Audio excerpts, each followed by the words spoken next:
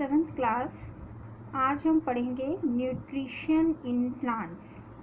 आप लोगों ने लास्ट ईयर भी पढ़ा था कि जो हमारा खाना होता है वो हमें क्या क्या देता है, क्या प्रोवाइड करता है फूड हमें। न्यूट्रिशन का मतलब जो हमें एनर्जी दे दें, है ना, वो। और वो एनर्जी हमारे किस किस काम आ रही है।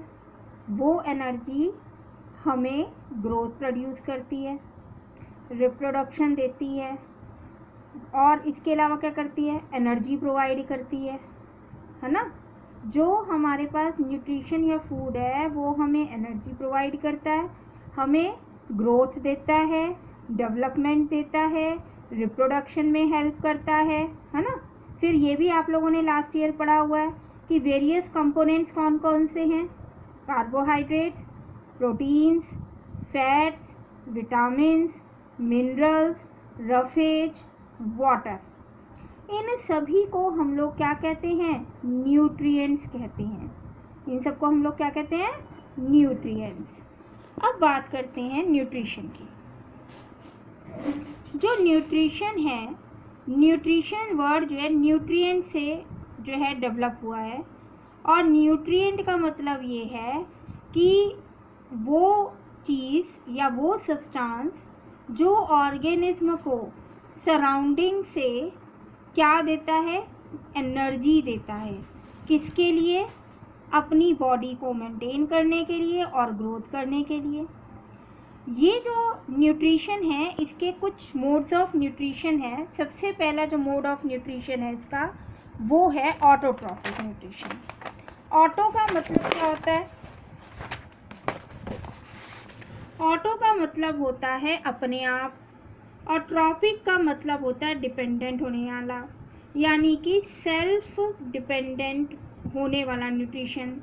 तो ऐसे ऑर्गेनिज्म जो अपना खाना खुद बनाते हैं with the process of photosynthesis, उसको हम लोग कहते हैं ऑटोट्रॉफिक न्यूट्रिशन। और जितने भी ग्रीन प्लांट्स हैं वो सारे के सारे ग्रीन प्लांट्स जो है वो ऑटोट्रॉफिक न्यूट्रिशन को शो करते हैं। उसके बाद नेक्स्ट टॉपिक है हमारा हिट्रोट्रॉपिक न्यूट्रिशन। हिट्रो का मतलब दूसरे के ऊपर, ट्रॉप्स का मतलब डिपेंडेंट होने वाले न्यूट्रिएंट के लिए। तो ऐसे ऑर्गेनिज्म जो दूसरे ऑर्गेनिज्म के ऊपर अपने खाने के लिए डिपेंडेंट रहते हैं उनको हम लोग हिट्रोट्रॉप्स कहते हैं। और उस तरह के न्यूट्रिशन को हम लोग हिट्रोट्रॉपिक न्यूट्रिशन कहते हैं। जितने भी नॉन ग्रीन प्लांट्स हैं और एनिमल्स हैं वो अपने खाने के लिए दूसरी के ऊपर डिपेंडेंट रहते हैं, इसलिए उन सभी को हम लोग हिट्रोट्रॉप्स बोलते हैं। ऑटोट्रॉप्स को हम लोग प्रोड्यूसर भी बोलते हैं। और ये खाना कैसे बनाते हैं, by the process of photosynthesis. Photosynthesis के रॉ मटेरियल क्या होते हैं, कार्बन डाइऑक्साइड होती है, वाटर होता है, सनलाइट की प्रेजेंस होती है, और क्लोरोफिल होता है। कौन कौन से रॉ मटेरियल्स होते हैं फोटोसिंथेसिस के लिए, कार्बन डाइऑक्साइड, क्लोरोफिल और वाटर एंड सनलाइट। प्लांट्स जब कार्बन डाइऑक्साइड लेकर, ठीक है ना, सनलाइट की प्रेजेंस में अपना खाना खुद बनाते हैं, that is known as photosynthesis. और फोटोसिंथेसिस के अलावा इसमें जो है एक और काम भी होता है, रेस्पिरेशन। लेकिन ये काम जो है रेस्पिरेशन वाला वो काम होता है स्टोमेटा से। यानी प्लांट्स जो है वो कार्बन डाइऑक्साइड को जो लेते हैं और ऑक्सीजन को जो छोड़ते हैं वो किसके थ्रू छोड़ते हैं, स्टोमेटा के थ्रू छोड़ते हैं। स्टोमेटा कहाँ होते हैं, स्टोमेटा जो होते हैं वो होते हैं लीव्स की निचली सरफेस के ऊपर, और ये पोर्स की फॉर्म में, यानी कि छेद की फॉर्म में, छिद्रों की फॉर्म के अंदर होते हैं। और अब बात आती है कि प्लांट्स जो है वो ये सारी चीज़ें जो हम रॉ मटेरियल की बात कर रहे हैं कि वाटर चाहिए इसे रॉ मटेरियल के लिए, इसे कार्बन डाइऑक्साइड चाहिए, सनलाइट चाहिए, क्लोरोफिल चाहिए, वो कहाँ कहाँ से लेता है। वाटर और मिनरल्स प्लांट जो है वो रूट की हेल्प से लेता है। पत्तियों में ग्रीन प्लांट है तो उसमें क्लोरोफिल प्रेजेंट हो जाता है क्लोरोप्लास्ट नामक पिगमेंट की फॉर्म में। सन से सनलाइट लेता है और तब जा कर के मिला करके ये क्या बनाता है, खाना बनाता है। और वो खाना किसकी फॉर्म में जो है जमा रहता है, वो खाना जमा होता है स्टार्च की फॉर्म में। तो अब देखो, कार्बन डाइऑक्साइड प्लस वाटर क्या बना दिया, ग्लूकोज, जो स्टार्च की फॉर्म में जमा हो जाएगा, एंड ऑक्सीजन। नेक्स्ट टॉपिक आता है फैक्टर्स अफेक्टिंग फोटोसिंथेसिस। तो कौन कौन से ऐसे फैक्टर हैं जो फोटोसिंथेसिस के ऊपर इफेक्ट करते हैं। सबसे पहला है लाइट इंटेंसिटी। जितनी ज़्यादा लाइट होगी उतनी ही ज़्यादा फोटोसिंथेसिस होगा, यानी कि लाइट की इंटेंसिटी को बढ़ाते ही फोटोसिंथेसिस जो है उसकी रेट जो है वो बढ़ जाती है, लेकिन ये नहीं कि लगातार ही बढ़ रही है, वो जो है लिमिट में बढ़ती है। यानी कि डिपेंड करेगा कि जो लाइट आ भी रही है उसकी नेचर कौन सी है। जैसे लाइट के अंदर वो 7 कलर से मिलकर बनती है, तो ये जो फोटोसिंथेसिस प्रोसेस है वो सिर्फ ब्लू और रेड रीजन जो होता है लाइट का, जिसे विजिबल लाइट के रीजन में काउंट करते हैं, सिर्फ उन्हीं की हेल्प के अंदर, उन्हीं कलर्स की एनर्जी के थ्रू ही ये फोटोसिंथेसिस जो है इंक्रीज करेगा। लेकिन इसके अलावा अगर कोई और कलर की लाइट को वो एब्जॉर्ब करना शुरू करेगा तो उसमें फोटोसिंथेसिस नहीं होगा, डिक्रीज होएगा। कार्बन डाइऑक्साइड और वाटर भी एक एक्सटेंट तक जो है फोटोसिंथेसिस को इंक्रीज करते हैं, लेकिन अगर ये कम हो तो फोटोसिंथेसिस नहीं होगा। टेम्परेचर का इसके ऊपर कोई भी फर्क नहीं पड़ता।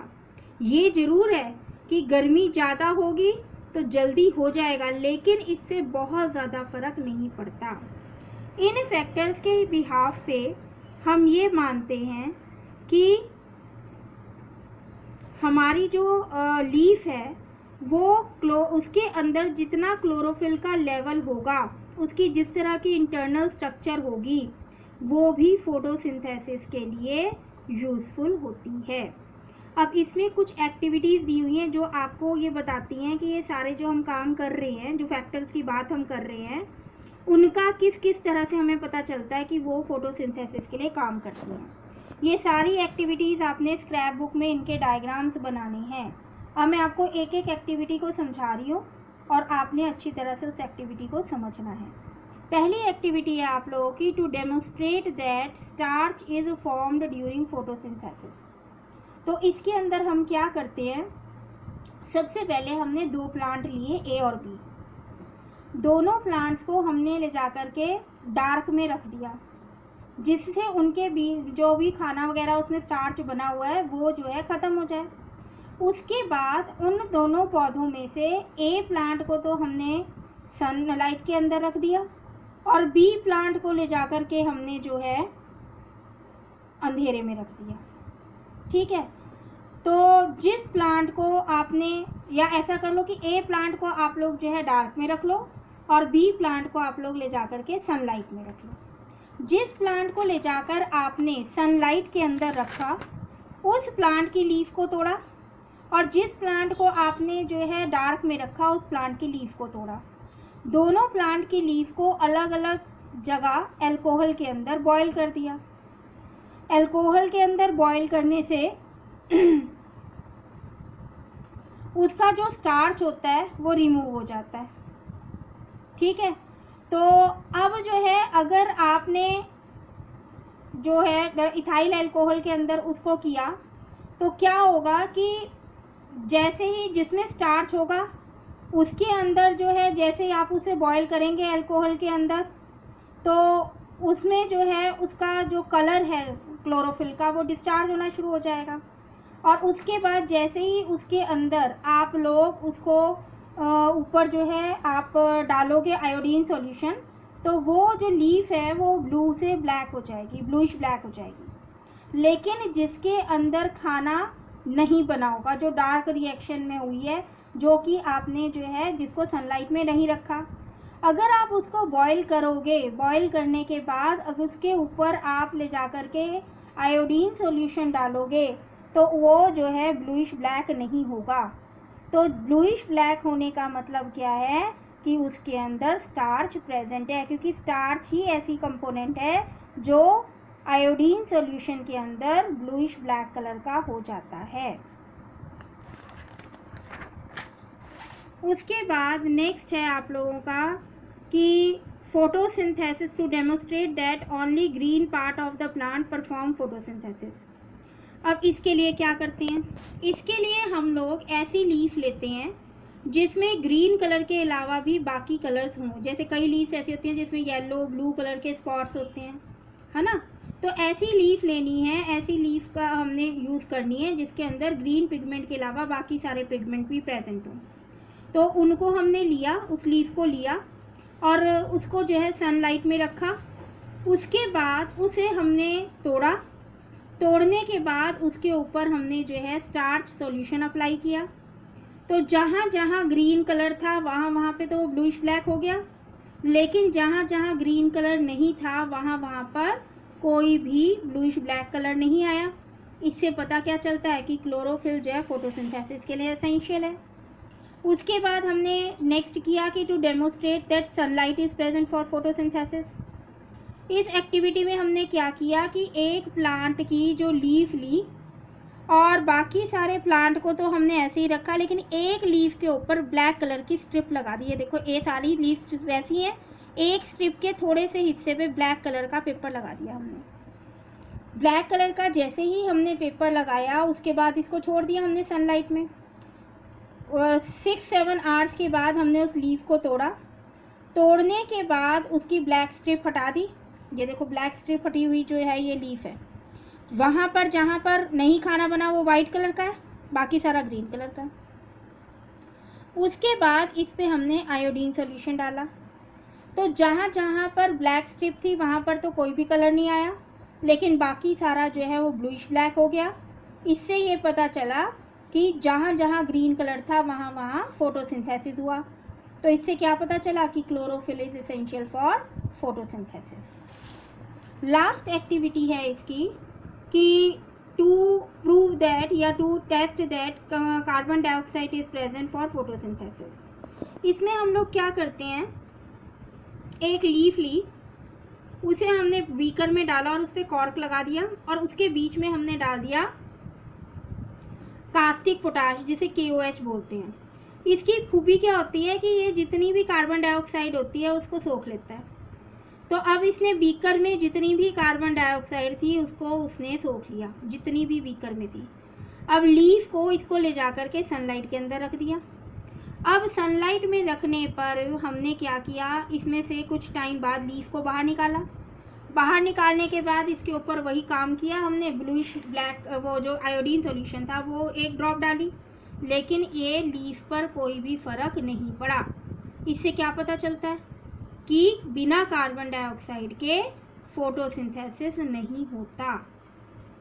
उसके बाद आता है role of leaves in photosynthesis. तो लीफ का क्या रोल होता है? पहली रोल तो ये है कि लीफ जो है उसके अंदर का जो ग्रीन कलर है वो ग्रीन कलर के अंदर क्लोरोप्लास्ट नाम का एक पिगमेंट होता है जो क्लोरोफिल की प्रेजेंस को देता है। ये लीफ का काम है। दूसरा लीफ का क्या काम है कि लीफ की लोअर सरफेस के ऊपर छोटे छोटे पोर्स होते हैं और जिसे अंडर सरफेस वर्ड भी हम कह रहे हैं। इन पोर्स के थ्रू जो है वो गैसेस का भी एक्सचेंज होता है और इनको हम लोग स्टोमेटा कहते हैं। और स्टोमेटा की जो एक्चुअल स्ट्रक्चर होती है ना बेटा, ये स्ट्रक्चर है स्टोमेटा की, ये स्टोमेटा की स्ट्रक्चर है। ये जो स्टोमेटा है ये बीन्स शेप्ड स्टोमेटा होता है, जैसे राजमा के 2 दानों को जोड़ दिया जाए और उसके बीच में जो वो छेद बन रहा है दैट इज स्टोमेटा। उसके बाद आता है कि प्लांट जो है वो अदर न्यूट्रिएंट्स जो है वो कैसे ऑब्टेन कर रहा है। प्लांट्स को जो है खाली एक वो ही नहीं चाहिए कि यही सारी चीज़ें चाहिए, इसके अलावा उसे नाइट्रोजन भी चाहिए ताकि वो प्रोटीन को बना सके। वो नाइट्रोजन वो एयर में से लेता है और एयर के अंदर एक बैक्टीरिया होता है जो उस नाइट्रोजन को नाइट्रेट कंपाउंड में बदल देता है, जिस नाइट्रेट को सॉइल में से प्लांट एब्जॉर्ब करता है। हेट्रोट्रॉपिक न्यूट्रिशन जो है, अब नेक्स्ट वीडियो के अंदर हम लोग बेटा करेंगे हेट्रोट्रॉपिक न्यूट्रिशन।